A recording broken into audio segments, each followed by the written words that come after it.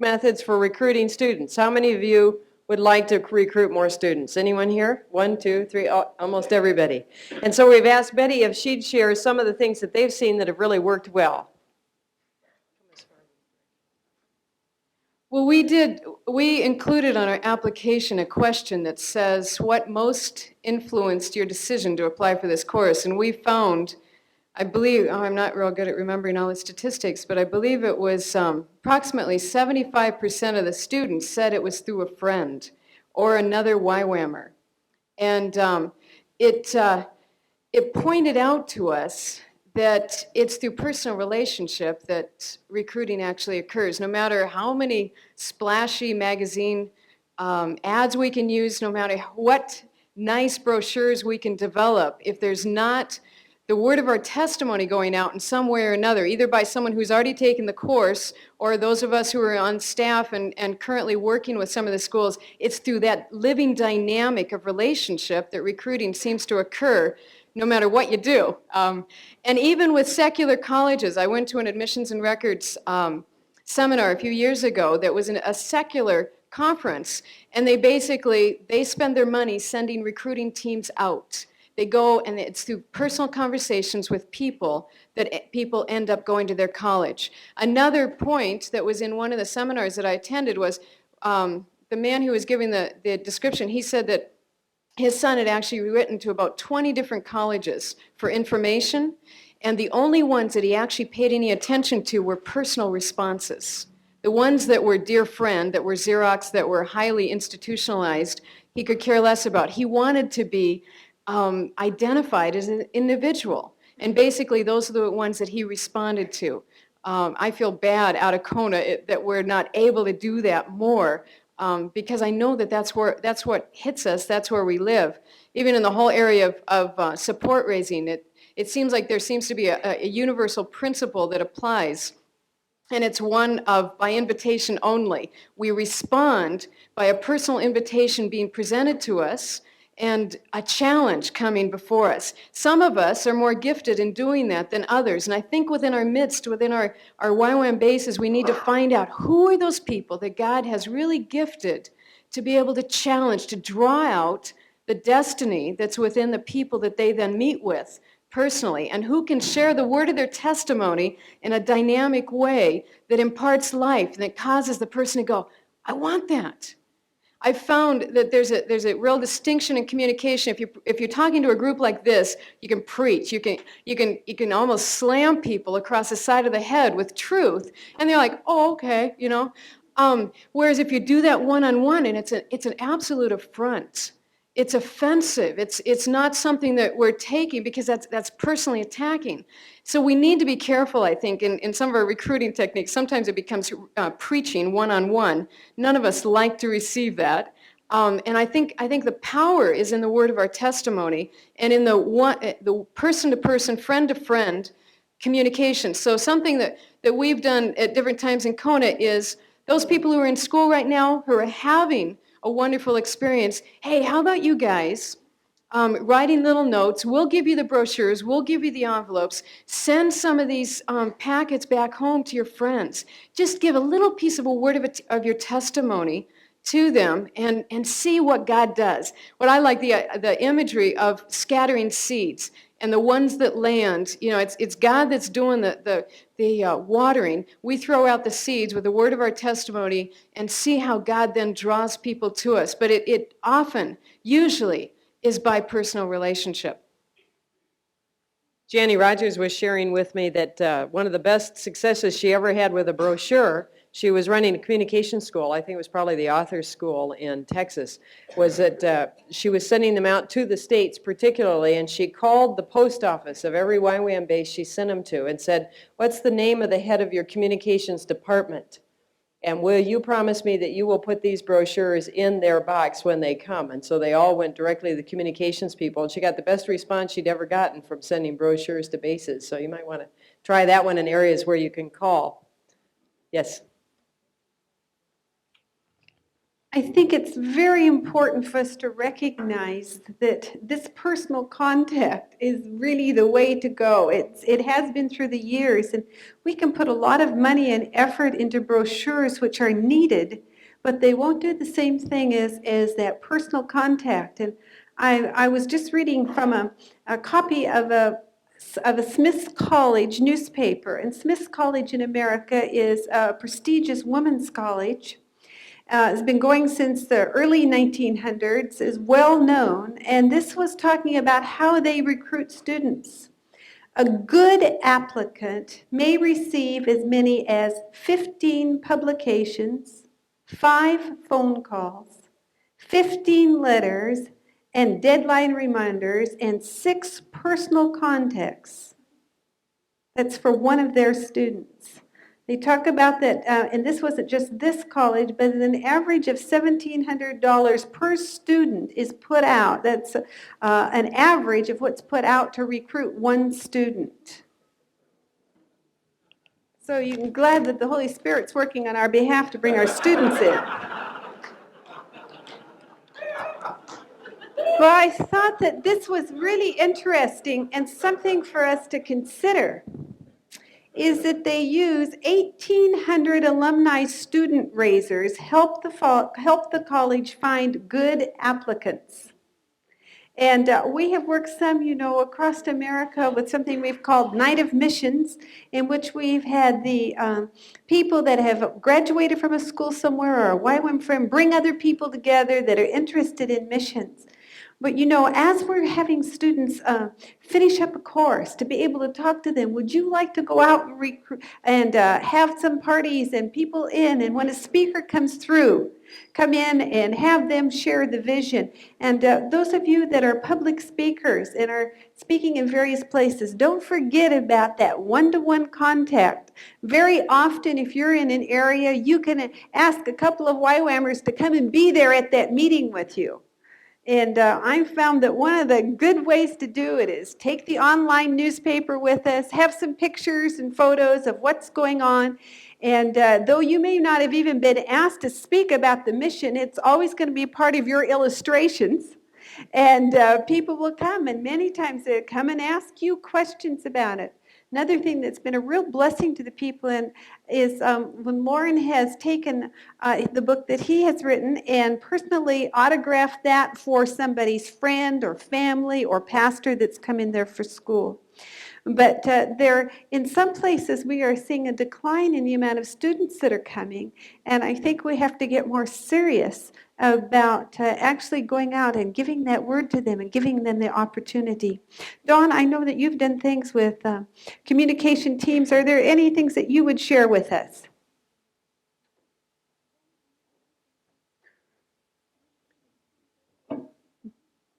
Now, for the FEET team, they put together communication teams. I know that one of the things that Gary has done in Hong Kong is that when the school is ending, DTS, he tried to recruit my daughter, I remember. And do you want to be one of those people that goes out on a communications team and tell people about what your personal experience is, just giving testimony to that? And I know that you organized some of those things, Dawn.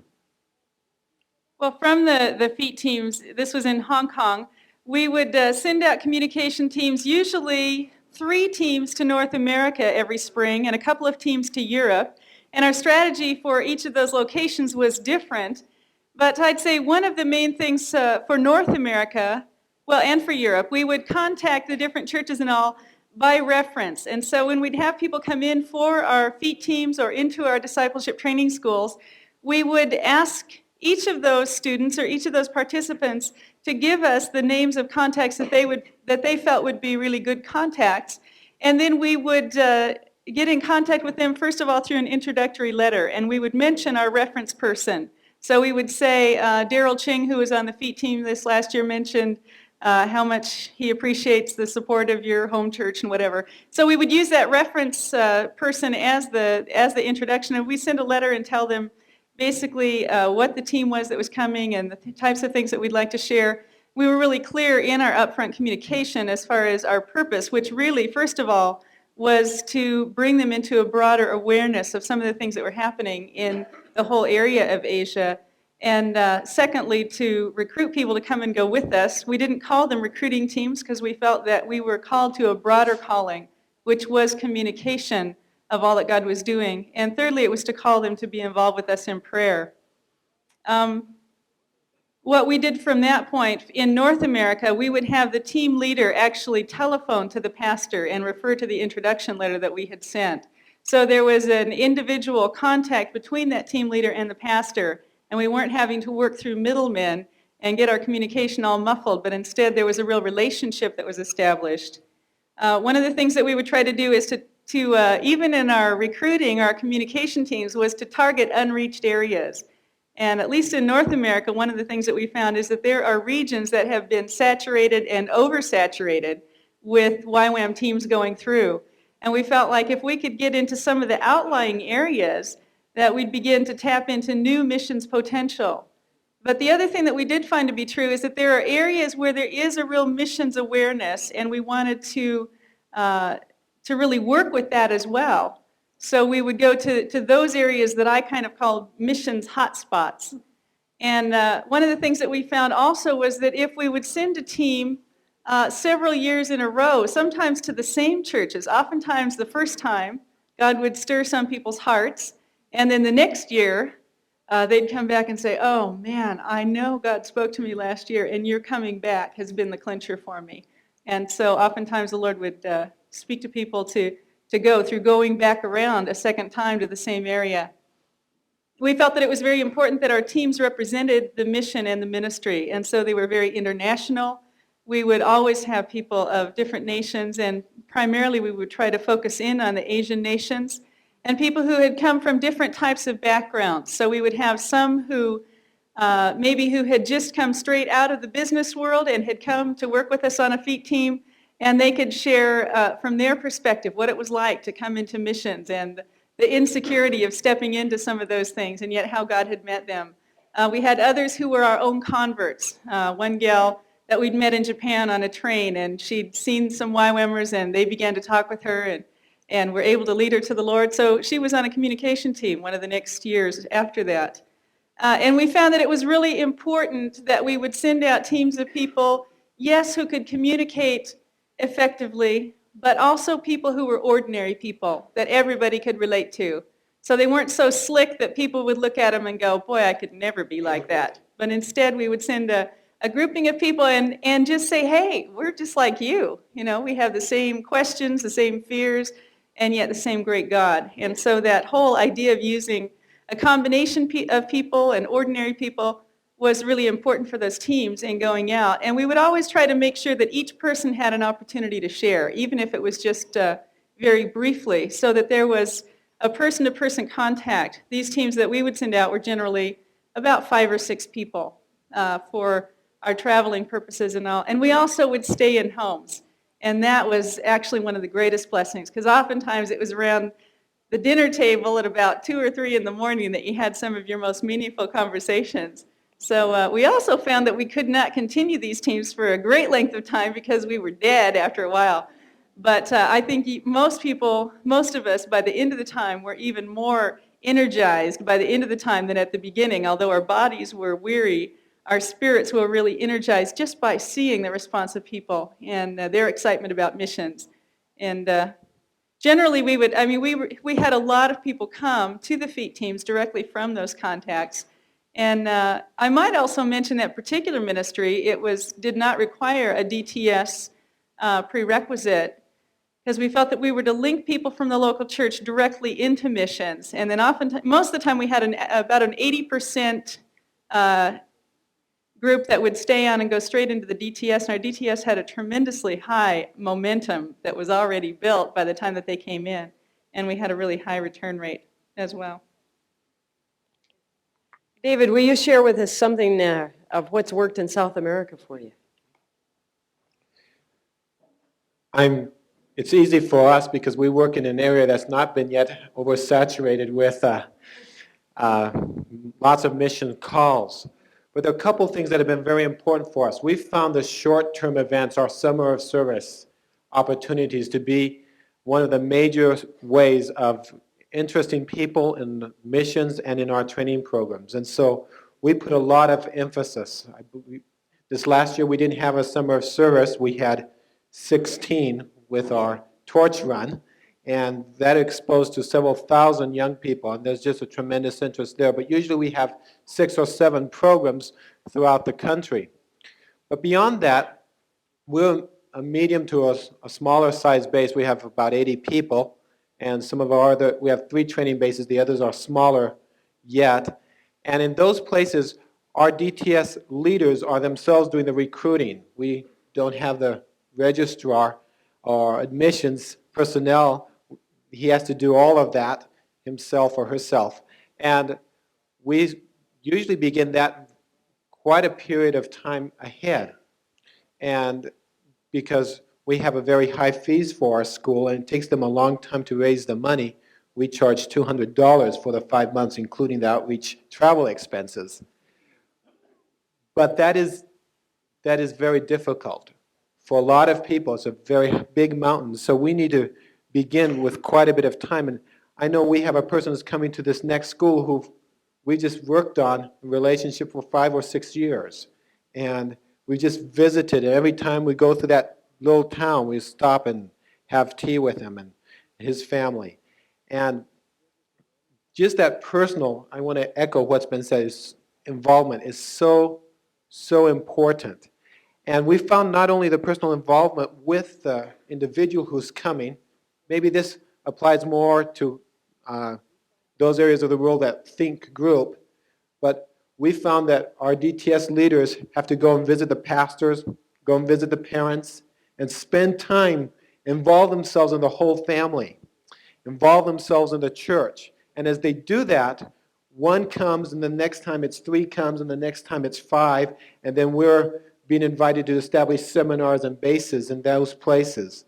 And so we've put a lot of emphasis on just developing those relationships with the pastors, usually in person if possible, if not through personal letters. And so that's what we could share. Thank you. Another one of your questions had to do with what is a center and how does it relate to the faculties or to the colleges, and how does it relate into this loose structure that we have. So Howard, could you come and define a center for us and tell us a little bit about how they work? Well, a center is an interdisciplinary program that draws on the expertise, the staff in all of the faculties, all of the colleges. So we have such things as the Educational Resource Center, which has been called in the past Curriculum Development Center or Curriculum Resource Center,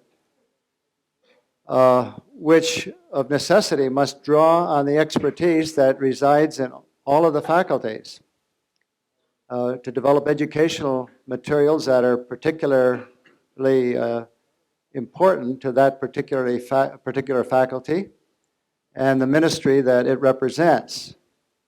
So it's, in general then, an interdisciplinary program. We have various centers that have been considered, very few of them in operation. One other one is the Center for Youth and the Emerging Generation that Dale Kaufman has been involved with. And we might say the sort of the centerpiece on that has been King's Kids, and then the acrobatic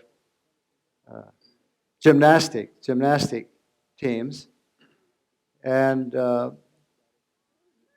another group that we've been considering for some time but haven't put into operation is a Center for Entrepreneurship and Business, which again would draw on all of the colleges, all of the faculties would be involved in one way or another in that. Now, why isn't that center underway? And although we've talked about it and prayed about it for quite a few years, and that there have been people that have been interested in that area, and there have been some activities involved in that area in the way of looking at businesses and Research and Development Institute and so on that would be associated with it, it hasn't been modeled far enough. There hasn't been a sufficient nucleus in order to really launch that as a center. And therefore, it isn't just a matter of having some particular interest that would draw on all of the faculties and we say, now that's a center. because there are several areas, I think, that are represented in the group here. I've heard from some of them, but they're not really far enough along. The model isn't complete enough in order to say, now we're ready for a center. Even though you can continue on and thinking in that direction, that in the long haul it would become an interdisciplinary program that would impact on all of the faculties and draw from all of the faculties, you don't want to move into that too rapidly. I feel that the centers are extremely important. It's at those boundaries between disciplines and the interaction of the disciplines that brings unity and synergy and tremendous impact into various areas when we can have centers. But it has to be at the right timing. So maybe there are some other questions in that area, but... Just explain how we treat the leadership of the centers. How do they relate into the structure Lauren defined this morning? Well, the centers at the present time would be, at least the way I would envision it, would be that on a particular campus or in a particular region, there would be a center, and that would relate to the structure in that campus or that region. Just like one who is director of a faculty would relate, or a dean of a faculty, as whatever the title is in the future. The thing that is, I think the thing about a center is that it is not another university with all these different faculties as part of the center. No degrees would be offered within the center. The center might have a core course, maybe some seminars, maybe not even a core course, maybe just a series of seminars that they would present, but there to be a catalyst for drawing in people from all of the faculties. And it is not just another duplication of all the areas represented by the faculties. The degrees, certificates, and so on would be offered within the individual faculties. That was what I was going to ask you, is if they ever offer courses, and you answered that, they do on occasion, then how do they process their courses? Is there a different process for them in bringing a course, getting it approved? How do they process their coursework? It's basically the same, just as any course in any of the faculties would first go through the head of that particular faculty. It then has to also be looked at by all of the other faculties, the heads of those faculties, and the same would be true, obviously, then for a center, that in order to be approved, it would go through the approval of all the faculties. I noticed there was some question over the weekend in some of the groups as to where do certain ministries fit, like with King's Kids, because they don't seem to fit specifically or exactly into, say, a college of education, but they do fit into a center framework where there's research or studies going on or particular programs that they're developing, and they'd run their courses up through a particular college, like education, or another focus that's developing right now out in Hawaii that is in the whole area of frontier missions and research, data assimilation, and processing that data into usable information. And everything doesn't have to fit exactly to a college that fits in where we have to produce courses. So again, it's a process. What's God raising up, and then how can we fit it in? Let me just give a word picture for you of the Center for Pacific Island Culture. And Island Breeze is a part of that and the leadership of it. But if you can picture, these are their goals, a museum which shows artifacts, understanding a little bit more of the culture, what kind of homes they have in Tahiti versus in Samoa versus in Fiji and so on. Pictures of them, replicas of them, or even if you have more space, actually built around showing that.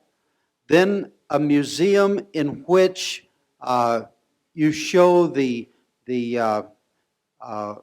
not a museum, but some kind of exposition where you show the beginning of Christianity in those islands, in those nations, right up until today, and where they are today, so that when people walk around, they can literally see the advance of the kingdom of God in the Cook Islands.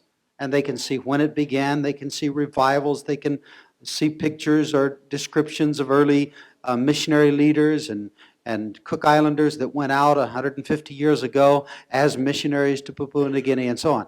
And so that you get the picture of the Pacific Islands through the eyes of Christians and just by walking through the building. And then add to that the performing arts group, Island Breeze, outside in another area performing and so on. And then a library in addition, books on the area. So then you see the resource center that it is, and they are trying to construct it in a way so that you can look at the island of Tokelau and see, do they need Christian schools? Where is the school system in Tokelau? Do they need a Bible? What about performing arts in Tokelau? What about the area of the media in Tokelau? Is there a radio station? Is there a newspaper? What is there? And so that young people who are studying in the courses can come and get acquainted with the Pacific Islands, get a burden, a vision, as well as understanding in the very categories in which they can go and work for the Lord as a missionary. So we're hoping that what this will do will be a catalyst for missions and enhance the missionaries going into the area, enhance them both in their understanding as well as their numbers. Stay here, only move over this way a little bit for the camera. While I have you here, the question often comes up, Lauren, on the process of designating leadership.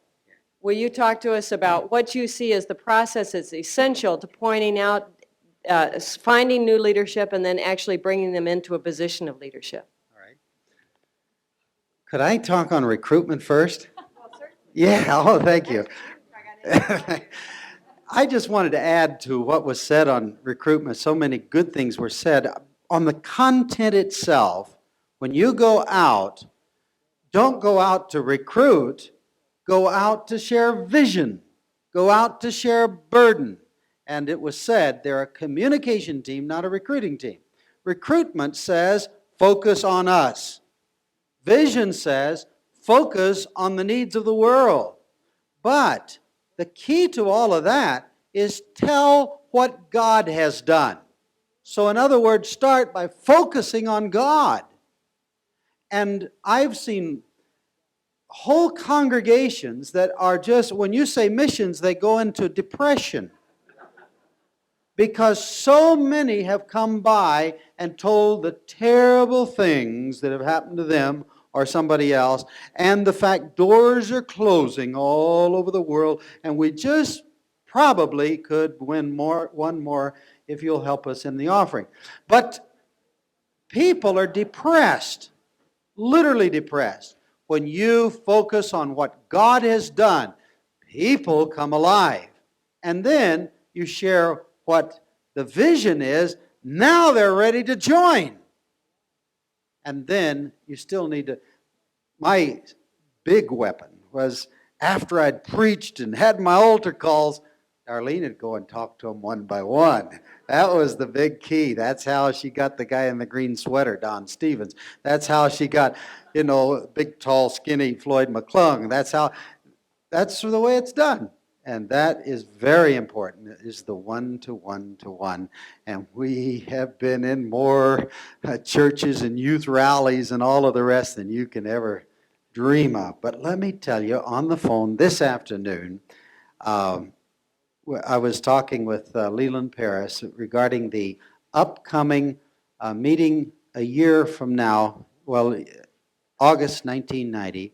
They're planning in Indianapolis a charismatic conference that will be focused on world evangelism, the Holy Spirit and world evangelism.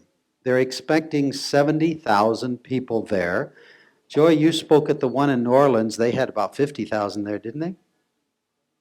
And you're going to be on the opening night, and I'm going to be, God willing, on the closing night, and they've asked me to do the commissioning, and the torch is coming in at the opening night and going out at the closing night, and the torch will be coming up from Mexico, down from Canada, and from Washington, D.C., and L.A., and they're converging on that occasion, and the King's Kids are throughout the time, plus Island Breeze, plus, in fact, they've asked us, they said, could you give us the content. We want to train people during those few days in world evangelism. Now, this is not a YWAM conference. I want you to know this. But they have just looked to us in every way. And what was suggested on the telephone today is that tell the groups about this, because you're going to have the largest groups of charismatic young people ever assembled, probably, at any one location that I'm aware of. And as they come together in that time, they are wanting people to come and share vision and victories all over the world. That's August. I think it's around the second week of August. Do you remember the dates?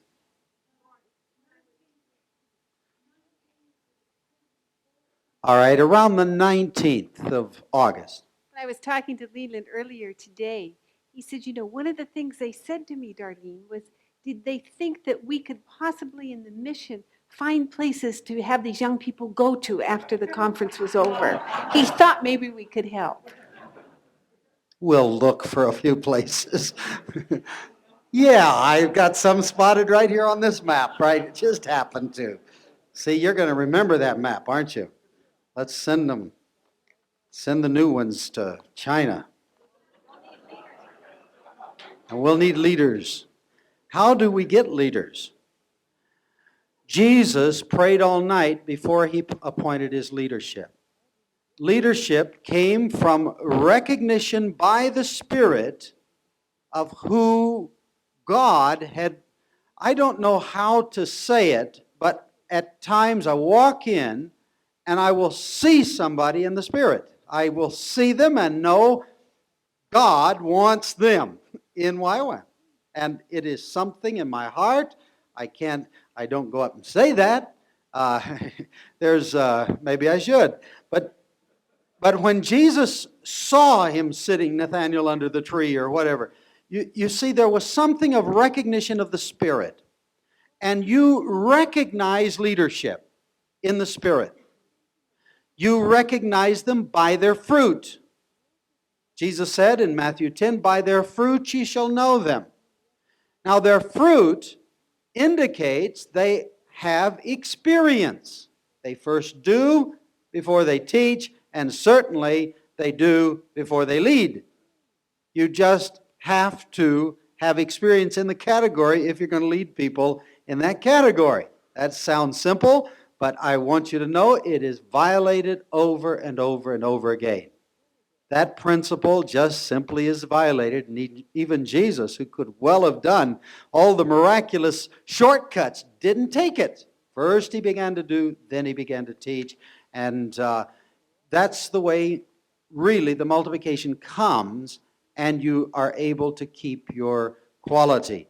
Now in this paper, I first wrote this up for the Lausanne Congress, and when a movement gets going, at first there's no problem. Anybody can, nobody wants to join something that isn't moving anyway. But when it gets going, then special interest groups start to take it over, if they can. That's where God set up an eldership principle so that politicking shouldn't have to be in the work of God. You know what I mean by politicking? Maneuvering to take over, to get into spots of power and authority, and the bigger the movement is, well, this is a fast track, and I think I can get in there, and pretty soon I'll have control of this. Lust of power. It's a terrible thing. And so when the founder of the Lausanne movement, Billy Graham, asked some men to come around him, they came around him because they knew his reputation and they felt this was of God, and that became the eldership, the Lausanne Congress Committee. And then they in turn, as they grew, they began to appoint people in the various nations of the world, and they would send out the invitation for people to come.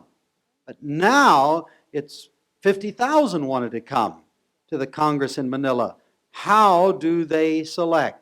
And in the midst of this, in one of the gatherings of 800 delegates, a a woman stood up irate and she said, I represent 45,000 people. And what she was saying was, I need to have a place of more power. Boy, I struggled through the night, and I wrote this the next morning and handed it into the committee. And I said, this is the scriptural pattern of how eldership works. Billy Graham appointing the eldership and so on, Jesus appointing the group. He doesn't consider first gender, demographics, race, and so on. He took all Jews, males from Galilee, who, talk about a very small group as far as demographics are concerned, but he took it from the context of the situation, and then it began to spread out. And sure, Youth with a Mission began with all Californians. It has to begin somewhere. But the idea is you spread it out. By the time of the Apostle Paul, he had Asians, European, and African all on his leadership team. But see, that spreading out took place. And so we have to recognize that you begin from that basis, but you don't keep it there. How many would think that every elder in the body of Christ, therefore, today, should be a Jew? Should be a male?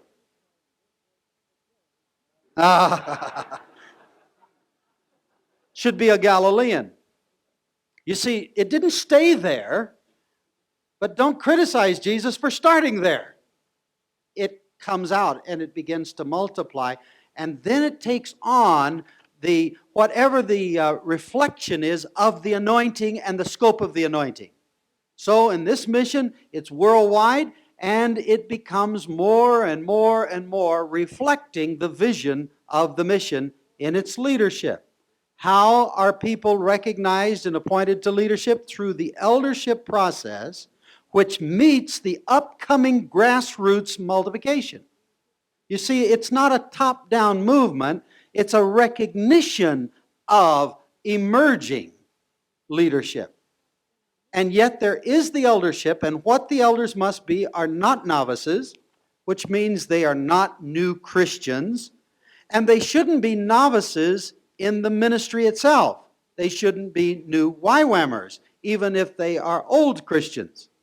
You see, there is an ethos, there is a recognition, there is a relationship, trust that is built, and as that is built, then the two come together, that you are not a novice, and not a novice spiritually because of and of course the time in the movement doesn't have to be the same to their time in Christ. If you have a strong Christian of many years, obviously they could move faster, but there is a time, because the new kid on the block, as they say, it takes time for relationship and trust to build, and that's the essence of leadership.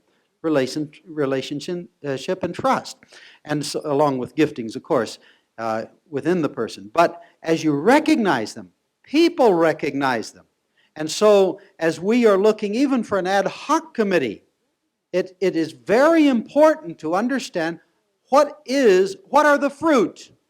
What is the track record, we call it? That is the fruit and the experience, along with the character and so on, but there's still that recognition factor. Now, who recognizes them? There is a recognition on the part of the eldership, but people recognize them and communicate as well. They say, my, look at what God's doing, and they begin to notice that. But the protection is that the final recognition comes from the body that is recognized comes from the leadership, eldership group that is recognized by the whole body. So they speak for the body, but our desire is to recognize what God has recognized, and that, of course, can come from anybody's report to you become aware. And then there's that element or that principle of commendation in the Scripture. Paul commends Phoebe to the church at Rome. Paul commends Titus to the church at Corinth, and so on, explaining his character, his relationship, his purpose, his ministry, and so on. And so as we do this, one for another, this is an important part in the body of Christ. to be a commender, be a Barnabas that pulls a Paul the Apostle out, be an Andrew that brings Peter to Christ, and so on. That those kinds of that's all a part of this. But the recognition then comes by the body that there is trust and recognition on the part of everyone of their leadership role. So do you see the process? This process we want to implement at all levels, at all times, in Youth with a Mission, and that includes, we always try to go 2 steps above and 2 steps below so that the people can recognize and participate through the various eldership groups. So if we are appointing a new national leader, then that means the area leaders, council, and the regional councils will all approve, as well as we go to the bases and the individuals below. What is God saying to you regarding this appointment? But the bottom word is, bottom line, is recognition by the Spirit of the appointment of the Lord. Would you like to ask some clarifying questions on this leadership appointment? Okay, while you're thinking then, give you another chance in a moment. I didn't see any hands, were there? Where? Right? Oh, right there. Doug, please stand up. At Antioch, there was a specific word of prophecy of the Holy Spirit. How much have we looked at that as well as we look? Recognition by the Spirit is some form of communication. For Jesus, he saw Nathanael. For Antioch in Acts 13, the word of the Lord came through a prophecy, set apart from you, aphorizos, set apart from you, Barnabas and Saul, for the work that I've called them to. But you have already 14 years following conversion in the Apostle Paul's life. He is not a new novice off of the streets from a soul-winning effort that last weekend. He has been through his Damascus experience of about a year and his desert experience and his rejection experience in Jerusalem, but not by Jesus, and his time back at Tarsus, and Barnabas comes along, who's well known in the circles of Christians, picks him up in Tarsus and takes him up to Antioch. There's an association, a recommendation, a commendation from a well-known leader, Barnabas, and Saul comes in through that referral, through relationship, into the sending forth of the apostles, which they take with them, John Mark. But as they're going forth, it is the recognition of the Spirit through a prophecy. Could have come through the word of knowledge, could have come through a variety of ways, but it's all by the Holy Spirit. We can get terrific variety in our leaders when we follow the Lord in this process as well. If you just think about Doug Fever and myself, who are both deans of colleges, you'll recognize we come from vastly different experiences.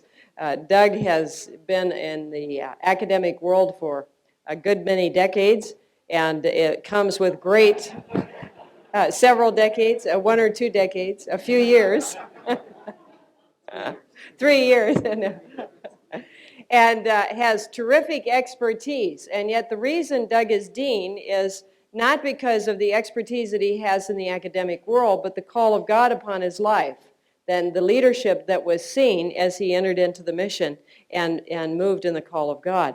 And the reason that I'm dean is obviously not because of my academic background, but neither is it because I've been a YWAMer for X number of years. But it's the call of God upon our lives. And that's what we want to look for, is who is God putting his hand on, and where is the fruit being seen, so we don't have categories of experience that prepares us, but it's always the call of God and what he's doing in our lives. Now, Dean, D...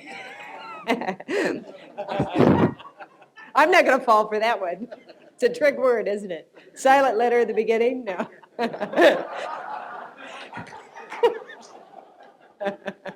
Darlene, stand and tell us how this applies to the operations area. We know we need to get the word of the Lord about deans and the word of the Lord about ministry leaders and the word of the Lord about heads of bases, But probably administrators and that whole area, it doesn't make any difference. Is that what you would say? No, that's not what I would say. I was just so encouraged when Ted Ward was with us and speaking to us, and he talked about the selection of deacons and about Stephen being filled with the Holy Spirit and all the selections there. And this goes for every position that we have, that they're prayed over, that is confirmed by the leadership body, that if you think that, well, this person is just the person that's in the kitchen, do you realize how many people the person in the kitchen influences? Not just with the food that we eat, but in most places, they have as much contact with the students as anybody else because so many of them are doing their work duties there. And we must see every position being one of those that have been called of God.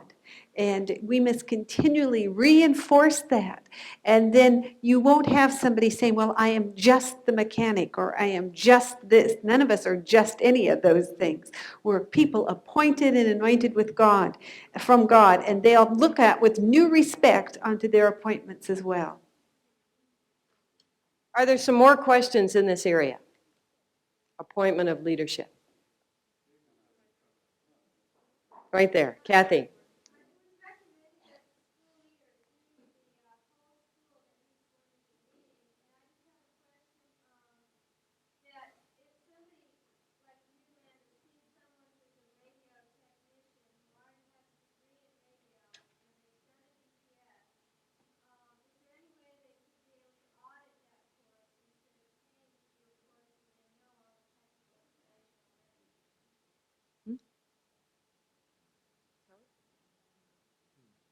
We have audits are on the same basis as one who signs up for the course for credit. The only difference is they don't take the examinations and so on.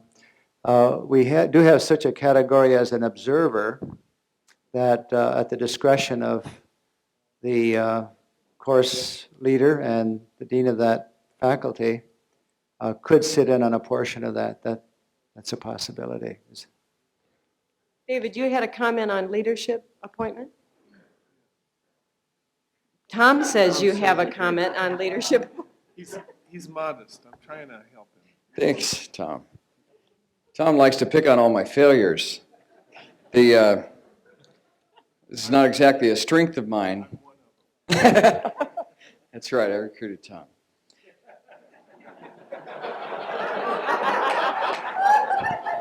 Touche. Somewhere back in the LTS,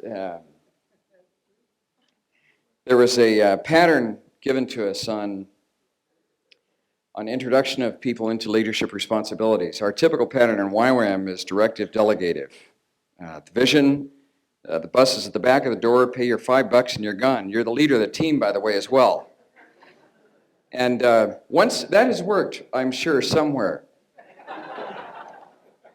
We may have experienced it. Maybe that was it, Tom. But the pattern that you'll have to do the LTS to go through and get it, or get one of Darlene's lectures, or come and work with her and watch her, was a pattern that went from a directive stage into a supportive stage, and then where there was, coaching. Coaching, why don't you give it to us? I told you I didn't. Don, what were the 4 stages? Directing, coaching, supporting, delegating.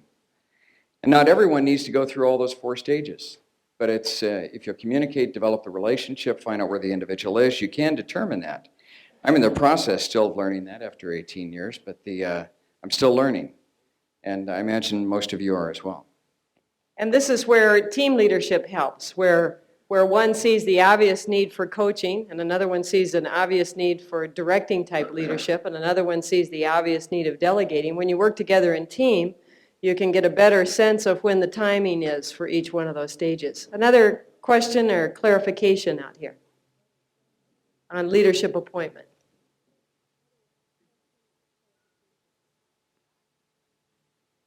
I'm waiting. A balancing word in? A balancing word? Yeah. Please, Lauren, help us not tilt.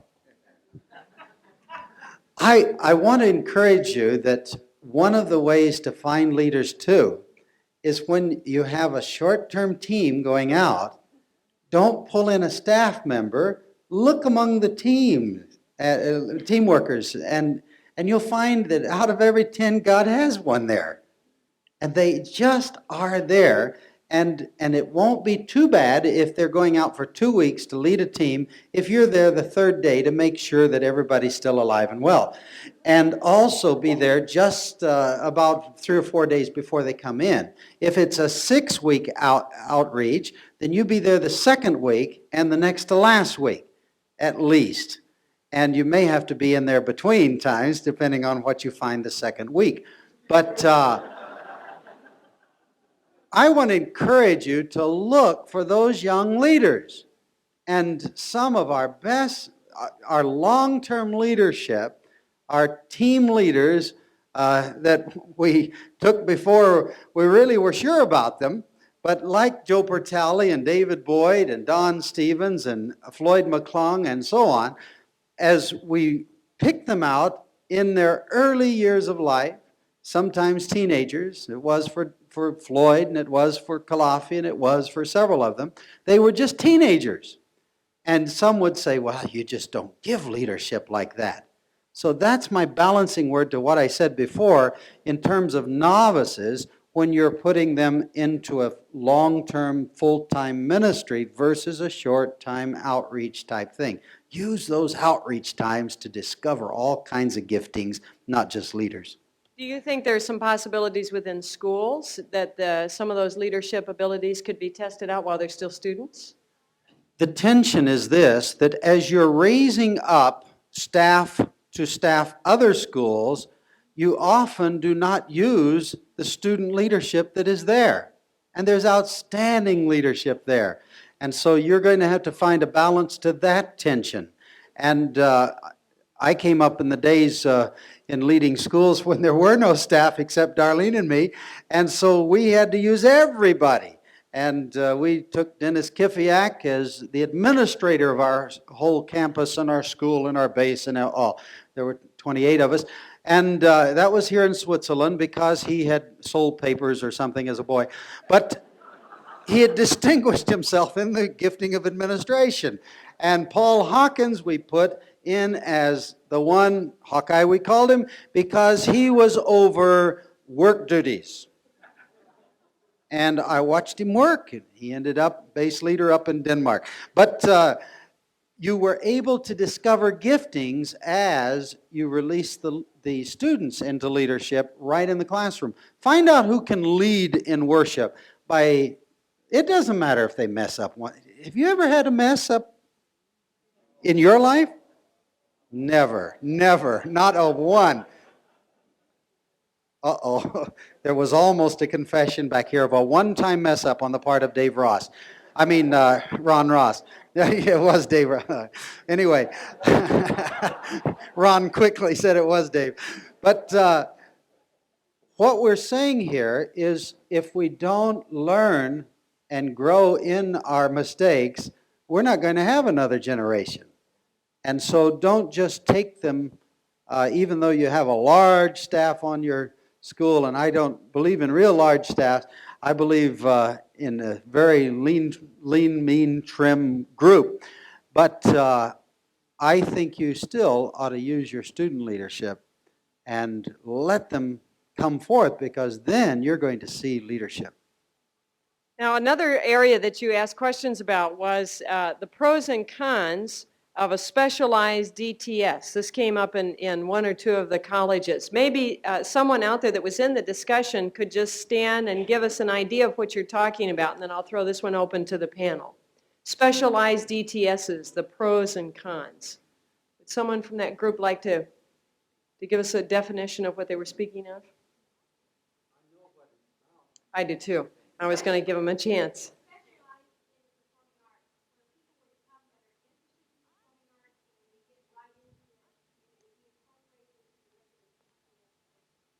All right, so for instance, in the College of Performing Arts, it would be a DTS focusing on those who are entering into the performing arts curriculum, and some of their performing arts work might be integrated into the DTS curriculum. Is that accurate?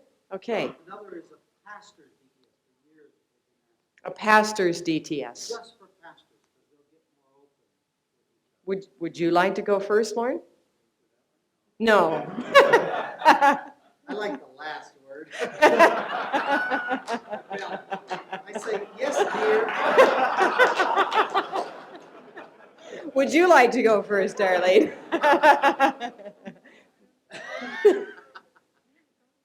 I'm getting a hot potato response up here. Walter runs one. All right, Walter. I wanted to hear the cons first so that I could respond with the pros afterwards, but I think we have a reversal of the process here. Well, see, there's a difference. If you have a creativity school that includes a DTS, I would have problems with that. But if we have a DTS with emphasis on creativity, I think we have the priorities right. And in fact, giving a little introduction to that one particular course, we talk a lot about whole man and unity and body, soul, and all that stuff, but very little is done in terms of body. And my wife has observed that lots and lots of inner healing is happening if people have to move and suddenly have to act, suddenly have to do things that they're never required in classroom, because standing, clapping hands, sitting down, we're used to that kind of thing, depending on your background. For some of us, like me, that was inner healing too, to suddenly start to have to move hands and things like that. But for most of us, we're used to that, and that's sort of cultural accepted. But suddenly you have, especially for guys, for instance, to take off shoes, it's a big thing. They don't want to dance barefoot. And it takes actual deliverance for some of them to take off shoes.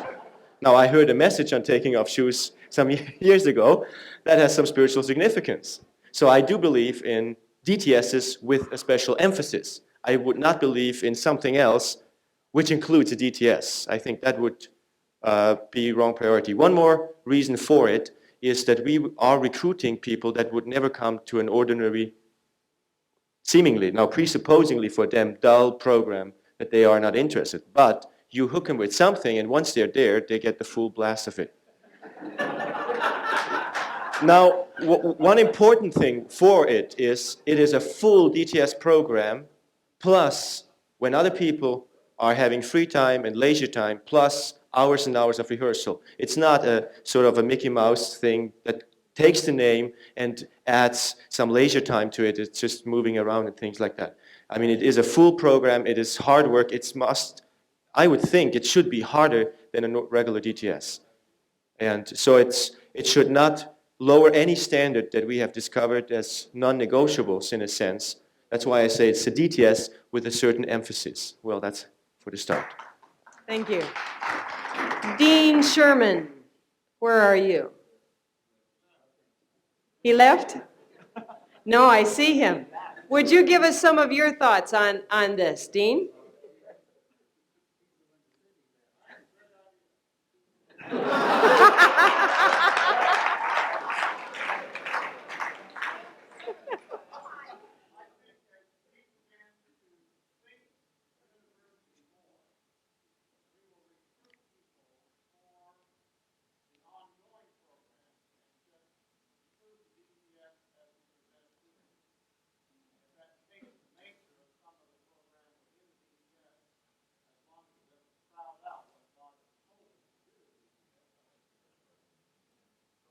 Fine. I heard the man say that he always had the last word with his wife. Yes, dear.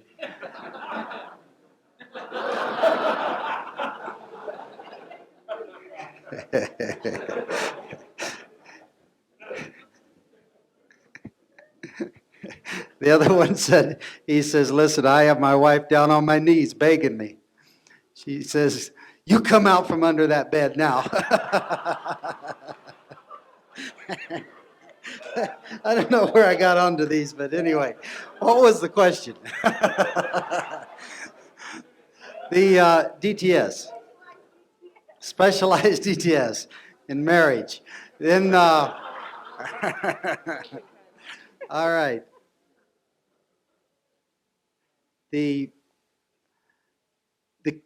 I think Walter said very well, the focus must clearly be on the DTS itself in content, purpose, motivation, and so on. And I'd even have a warning here that we do not play down the role of the DTS, but we really build it up, because it is a hurdle to get over that becomes in itself a screening device. And when people just go through it because I got to go through it, it's the rules, it loses its value.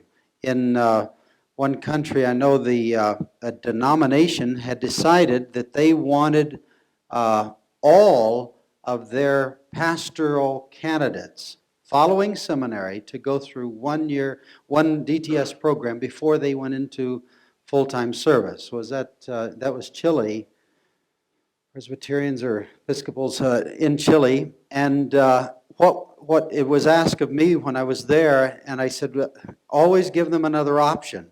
If a group has to go through a DTS, it is no DTS for them. And so they must want it. The second part, you have to watch, your identity is often in what you've done or are going to do. You know, who are you? Well, I'm a butcher, I'm a policeman, a DTS can enhance that. For example, a DTS for pastors, I have resisted through the years because they say, well, pastors will open up to pastors.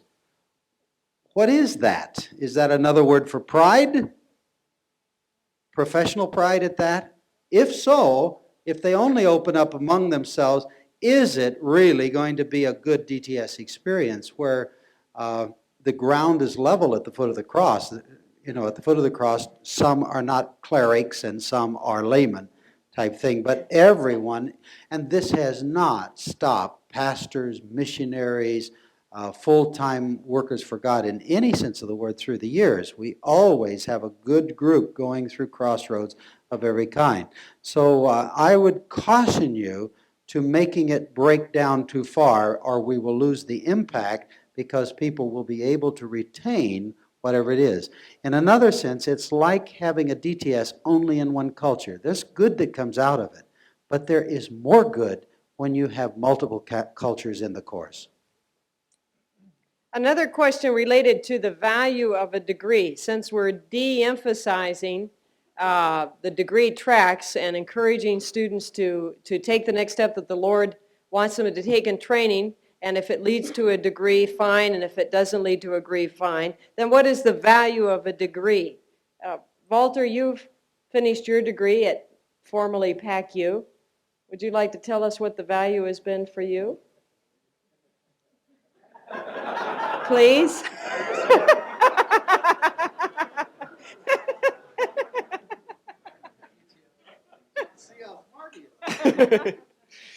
Now, in terms of, I won't talk about graduation values or paper values because there were no papers at that time. And I think they just barely made it with the signal there they had to find to stamp the paper. And in fact, I had to switch. I got about 3 final grade papers because there was some complication with my evaluation. So I'm one of the evaluation victims too. Now, I think in terms of YWAM, apart from having been to Hawaii, and that was a value in itself, I don't think that the paper made a great difference in what I did within YWAM or within the nation that I served. Now, it did have one good effect on me. It was that it allowed me to enter university here in Switzerland. The University of Fribourg accepted that BA to enroll at their university, and for the last 4 years I've been studying there next to my YWAM responsibilities. And I really think if you talk value, it's not value of the paper or degree, it really is a question of vocation. What is the Lord calling you to do? Where are you missionary? And if you're a missionary in the Sahara, you better know something about digging wells, and if you're a missionary in the Amazon, you probably should be able to swim. And if you're a missionary in Germany, you probably should be able to communicate to some of the people you want to relate to. So I think in that sense, that so-called formal paper is not so formal if you look at it in function to your calling. So what are you called to, and therefore what kind of training do you need? And whether you have a degree or not doesn't make the difference. Are you equipped to fulfill your calling? If you're a school leader, you must be trained and have some experiences that you cannot get in 2-week seminars. So, well, that's probably what I would say. I'm going to ask Tom and then David to comment on their perspectives. I think a degree in many, many cultures of the world, and not just Western by any means, are often door openers. For example, we have had the experience when I was working out in Kona that we had people working with YWAM in Asia who needed a degree to be able to get visas in different Asian countries. This is the case in Switzerland, if you want to stay in Switzerland, if you want to get a visa in America. It's a lot easier if you have a recognizable degree. It doesn't depend even on accreditation, but it is a door opener if you have those letters. And another thing it does is it opens doors for ministry. Aside from government permission to do certain things, it will open doors for ministry. I was, after I did my year back in the States, and I came back with a master's degree, suddenly I found that Swiss pastors related to me in a totally different way. And I didn't think I had changed. I told everyone when I came back that I was a lot smarter, but apparently some of them actually believed that. I don't know. But it really did, on that level, change the way that those people related to me. And in one way you can say, well, that's not right, but in another way, that's the way the world is. We live in a fallen world. Now, I hope that would never take place inside YWAM, that we would assign any value of the person to the degree, and we never want to make a requirement for a degree to do certain thing. You have to have a certain degree. I don't think we want to go that way. We always want to have a way so that the Apostle Peter could be in YWAM. If he did it ETS first, of course. But nevertheless, in the rest of the world, that's right, isn't it? And his wife as well. And his wife, right. In the rest of the world, there are doors that will open because of those kind of things. The last thing is, if we are in the business of discipling the nations, teaching the nations, some of us are going to have to go into those structures, not just the university structures, but I think those are the ones that group together all the leaders. We're going to have to go in there from the inside and influence. So that's not going to be for everyone. Not all of us should worry about it. But if we're going to disciple the nations, we're going to, in the present world system, have to use degrees to do part of that job. It's not a calling for everyone. It should not be a YWAM-wide qualification, but we need to recognize that there is a strategic value there for the mission that God has given us. I think as in the university, in our own lives, we don't want to be pro-degree and see that as how we value a person. At the same time, I think we want to be careful not to be anti-degree and devalue people because of that. I think we need to see that the issue is obedience to God. And God will call some of the people to go fast track a few courses and out into missions, into a frontier place and plant churches. He may call others to go through a full degree program. And the important thing, I think, is to give the possibilities so that people can fully obey God no matter what He is saying that their next step should be. I want to affirm what Tom has said in terms of it being a door opener. From where I come in South America, degrees are very, very significant for the doors they can open. They lend a lot of credibility. And it's not necessarily, it can oftentimes be a wrong value systems, but not necessarily so. Sometimes degrees are just a language. It's like talking in BASIC or knowing how to program a computer. If you know that sort of thing, you can relate to someone else more easily. And so I think there's an issue of credibility that if we want to affect the different areas of the society, that those degrees we can see them as gifts of God. And I know that we have a number of people who who asked me just a few weeks before I left, David, please discover everything that you can about, I've spent 10, 12 years in YWAM, I've gone through all of these courses, I've got this and that, I've got some university experience before joining YWAM.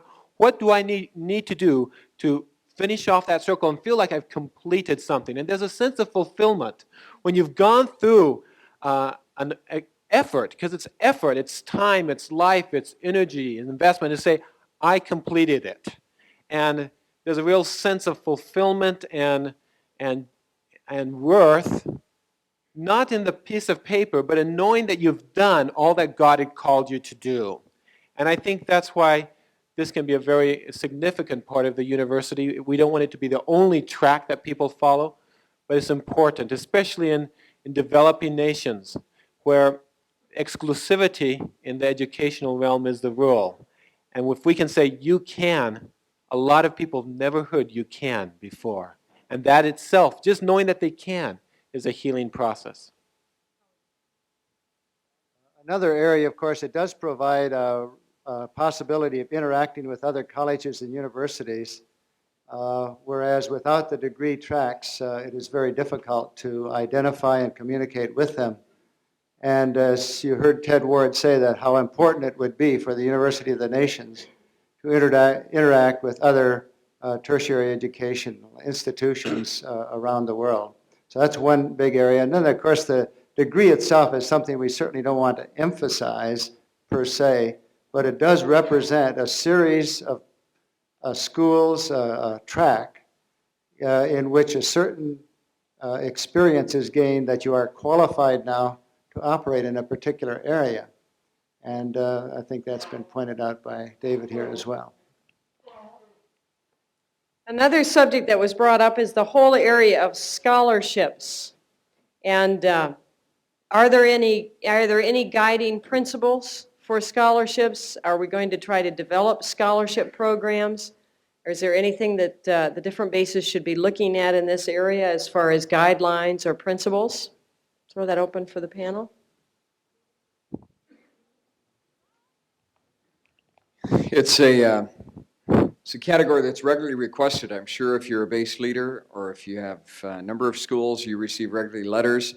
I received one today here from a student from the Philippines, and who's wanting to pursue further involvement with the university and missions at large.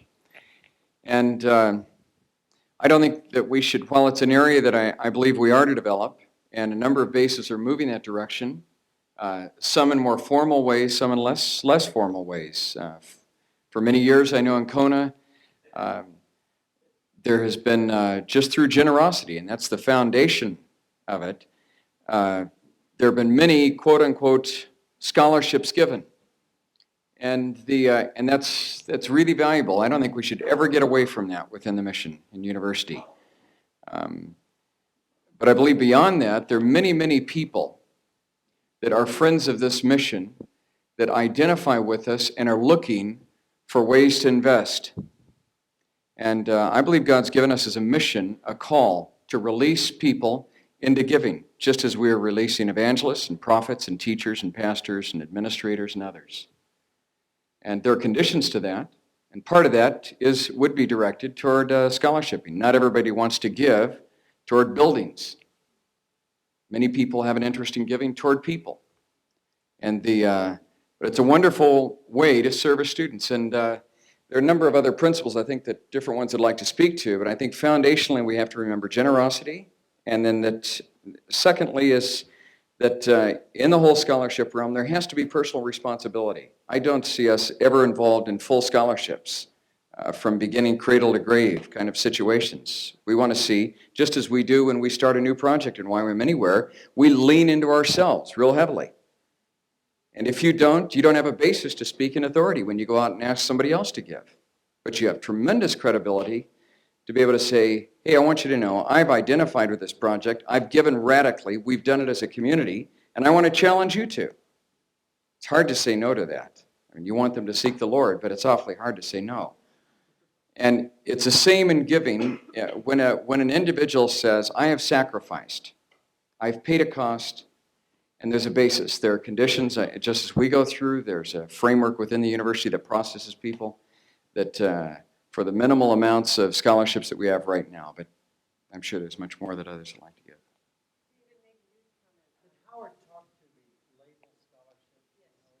Oh, yes, we're using really the term financial aid here. Scholarship in the past has really been one based on academic records primarily. And that's not the basis, I think, of what we're aiming for. We're aiming to help those that come from, especially come from nations or areas where the financial base is such that compared to some of the developed nations, $100 is equivalent to our $2,000, and so they need help, and we want those that come now from these developing nations. They're going to be at the forefront of our mission effort. They're going to be evangelizing that 2/3 world, and we have to develop financial aid programs because of the financial base of the countries that they come from. David, I thought maybe you could comment. You talked about your students trusting the Lord for the $200. Are you using the same parameters in regards to those students in making sure they have a step of faith, a bite-sized faith level that they're believing for? I think it's, as we've walked it out there in Chile, we've seen it's important to always keep a mountain before a person and always have them a mountain that they can take hold of, but make sure that the mountain, if it's their first one, is not Everest. I think sometimes, because we've walked in the faith for so many years, we can over-challenge people, and we need to give them a challenge, but a challenge that they don't get discouraged upon at first sight. They can look up and say, that's going to be a rough go, but I'm willing to go for it. And we don't want to kill them before they start. And so that's one of the things that we've really worked on doing. We love to give. It's, I don't know, I think all of us here do. That's one of the joys we have in being in Youth with a Mission. And the Lord's been challenging us to increase more and more our giving at our base. And one of the ways we're looking at doing that is by giving more scholarships to students who are coming. $200 doesn't go very far anyway. So it does go quite a bit further there than it does here. But we've been really looking forward to, we have some Chilote Islanders or some Mapuche Indians that are going through our schools, and we do all that we can to help them out financially. And right now we're talking with some people from Equatorial Guinea in Africa, and we're trying to get 2 or 3 to our schools in Chile to help link up with us to send teams back with them to Equatorial Guinea. And we realize that though Chile is a developing nation, it's more developed than other nations, and so we want to be giving to those that are less developed and be very sensitive to them and their needs, and we're working on it.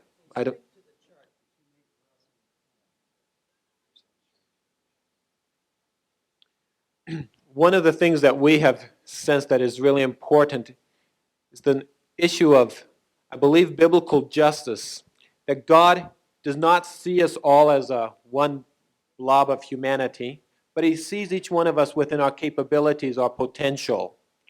And this struck me when reading in Leviticus the laws of the offerings, and in number of their offerings, there would be several levels. It would say, for this offering, you are to offer a whole burnt cow. But if you don't have enough money for a cow, then you offer a ram. But if you don't have enough money for a ram, then you offer 2 turtle doves. And well, if you don't have enough money for that, well, just bring a little bit of flour and oil. And it says after each time that the Lord received whatever the offering was as a fragrant aroma. In the Lord's eyes, there was no difference. You and I look and say, boy, the guy who gave the ram should give a lot more than the two little doves, but not as much as the one who gave the cow. But the Lord received all of them equally. It wasn't a thing of him having pity on some or just being kind of welfare towards some and being severe and strict with others. He was being equally just because he was asking of each to give sacrificially. Undoubtedly, for those who gave the cow, it was hard to give that. For those who gave the ram, it was hard, and so on. It was a challenge for each one. And that's what we've tried to do in establishing a scale of giving. That $100 isn't the same amount of money for everybody in the world. $100 means it has a different acquisitive power in Switzerland than it does in Mozambique or Morocco or Chile or Fiji. It has a different value. And so we try to understand what that means for the person and give them that mountain of faith, but not give them the whole mountain range to scale. Give them something that's a challenge, but not too big and not too little. And I think that's not really even scholarshiping. That's not really even financial aid. That's not even being generous. That's not giving. That's just being just. If we ask of the poor to have to give a cow in order to receive forgiveness from the Lord, in the Old Testament days, they would never be able to receive forgiveness from the Lord. If we just established a median saying, okay, everybody offer a ram, it would have been very easy. The rich it would never have cost them. It wouldn't have been a hard thing for them. We would have excluded some, we would have hit some on target, and we would have missed the mark completely on others. And so we need to scale our financial obligations to people if we are to reflect the character of God that He's shown to us in His Word. Again, I want to emphasize that that's just a matter of justice, not a matter of mercy or generosity. After we do that, then we can start being generous and giving. Excellent. We'll wrap up with one final area then, and that's the whole area of student assessment.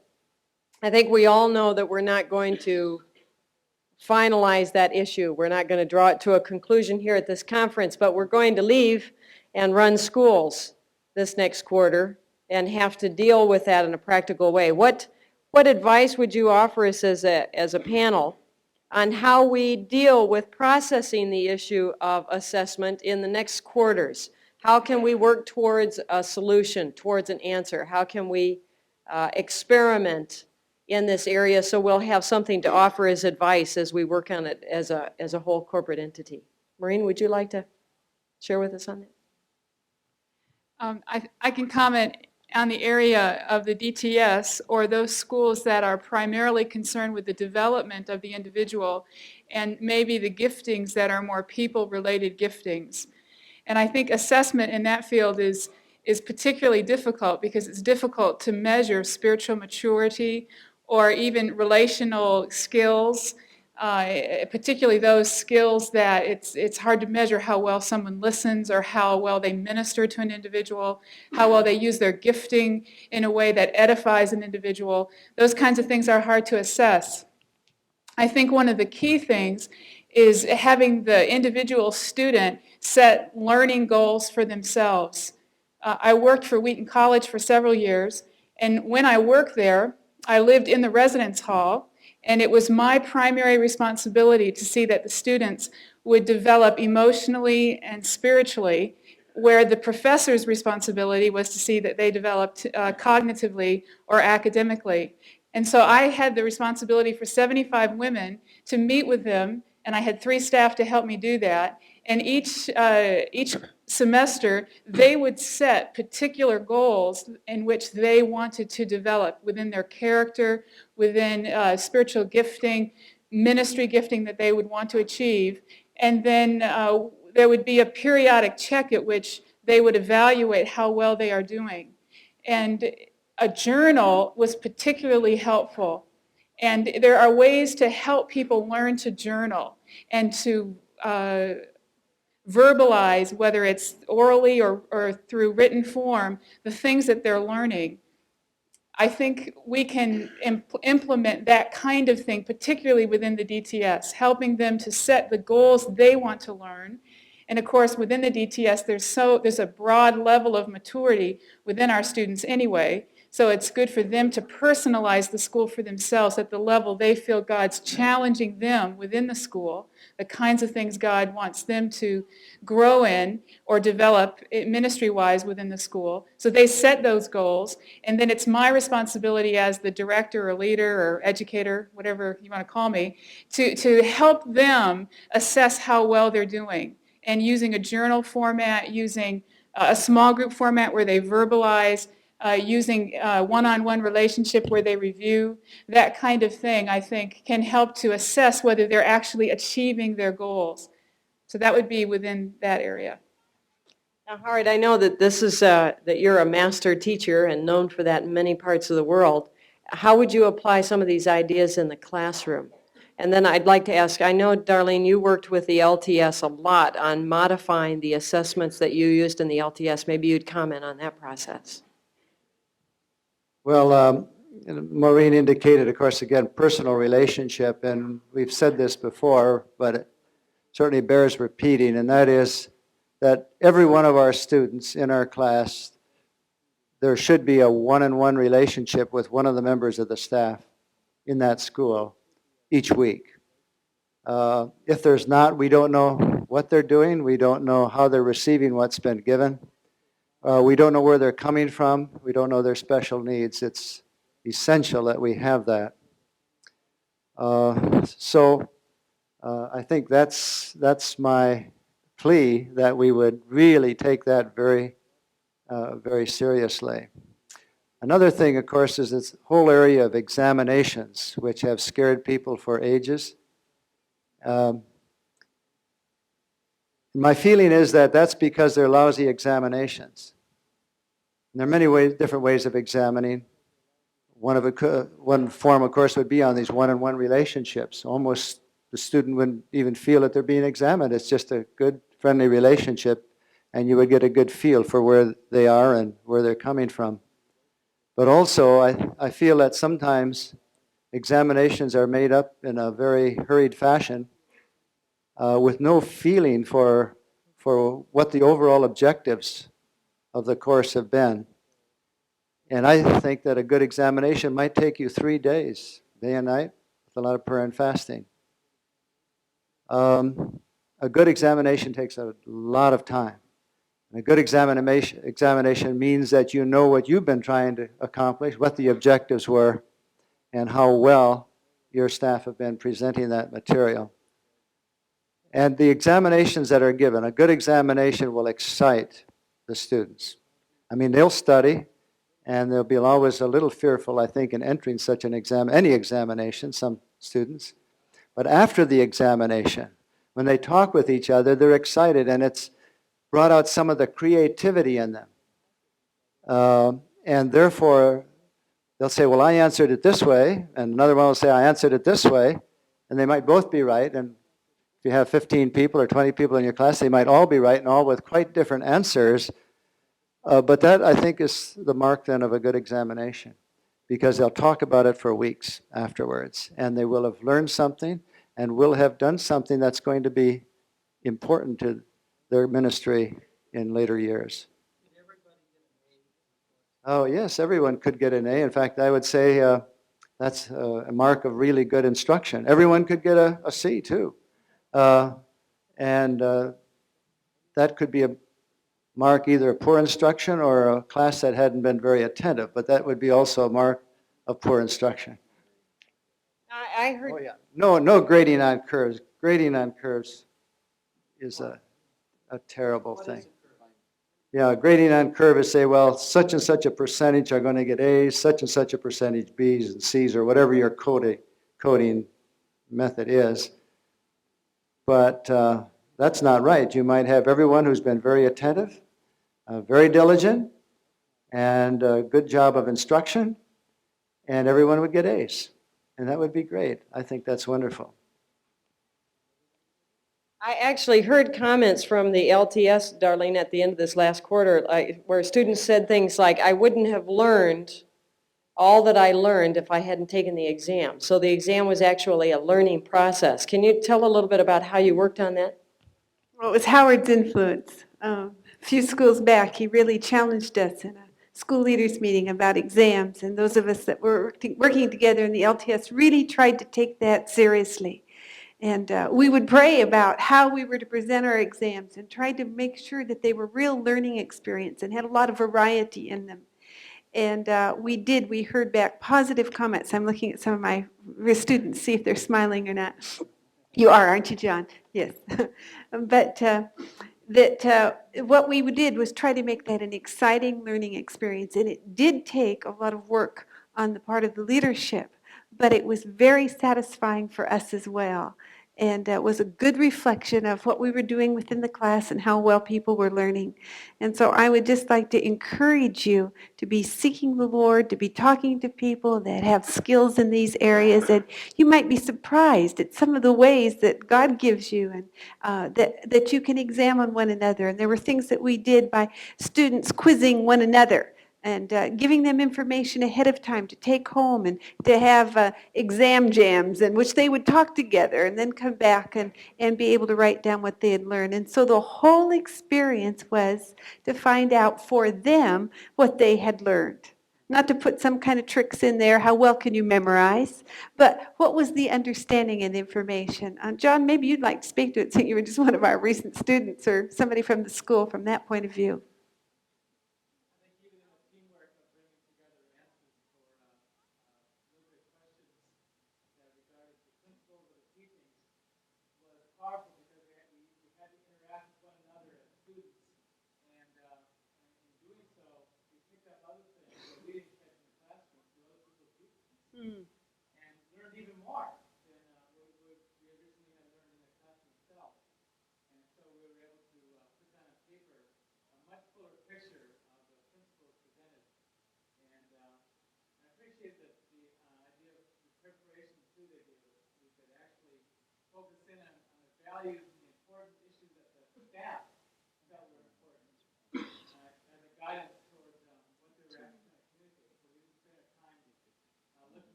Allison, would you like to make a comment?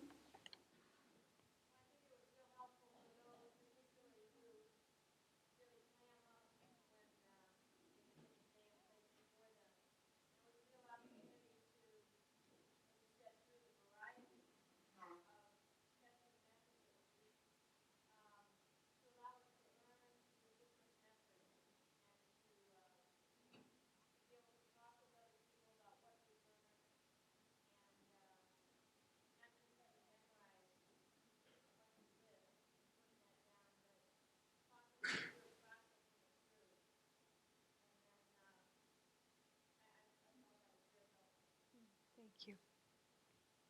How many of you have been through an LTS just for fun? Great. What I hear Darlene also saying is that this is one of the places where we can apply John Peterson's comment this morning about drawing in horizontal input. That if you're not familiar on assessment methods, that there are people who are experts in that area that we can draw in to help us design our courses. And the one thing I hear everybody saying is personal, one-on-one involvement in the students' lives and students' lives involved in one another. All right, thank you very much, panel. I'll turn it over to Darlene. Thank you very much. We're just ready to end here. Gordy, if I can see you.